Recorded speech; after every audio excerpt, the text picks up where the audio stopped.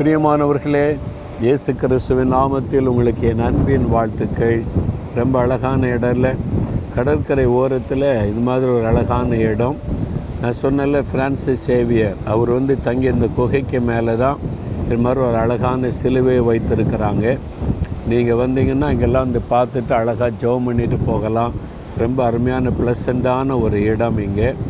சரி, இந்த நாளில் ஒரு வார்த்தை உங்களோட கூட பேசும்படிக்கு ஆண்டவர் தந்திருக்கிறார். என்ன வார்த்தைன்னு நினைக்கிறீங்களா? நீங்கள் வேத புஸ்தகத்தில் நீதிமொழிகள் 26ஆம் அதிகாரம் 2ஆம் வசனம், காரணம் இல்லாமல் ஈட்ட சாபம் தங்காது.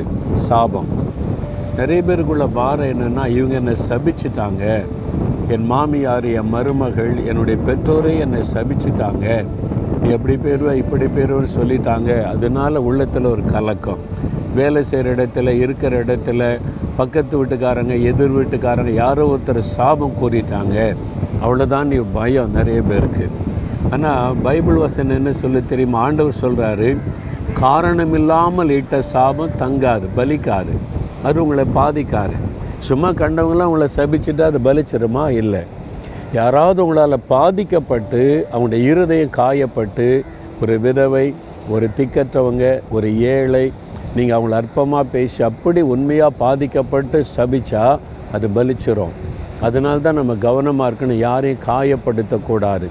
முக்கியமாக விதவைகள், தகப்பன் இல்லாத பிள்ளைகள், ஏழைகள், அவங்களெல்லாம் அற்பமாக நினச்சி வேதனைப்படுத்திடக்கூடாது.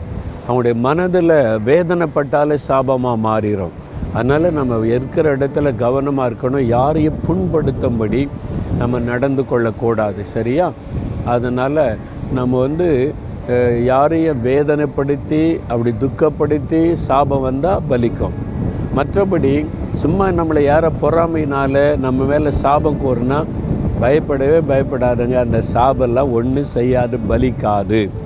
ஒருவேளை அப்படியே நம்ம தப்பு பண்ணி ஒரு சாபம் வந்துட்டாலும், முன்னோருடைய பாவத்தினால சாபம் வந்திருக்குது, அதனால் இந்த குடும்பத்தார் எங்களை சபிச்சிருக்கிறாங்க, அந்த சாபம் தொடர்ந்து வருதுன்னா கூட, கலாத்தியர் 3:13 பைபிளில் இருக்குது, இயேசு நமக்காக சிலுவையில் சாபமானார்.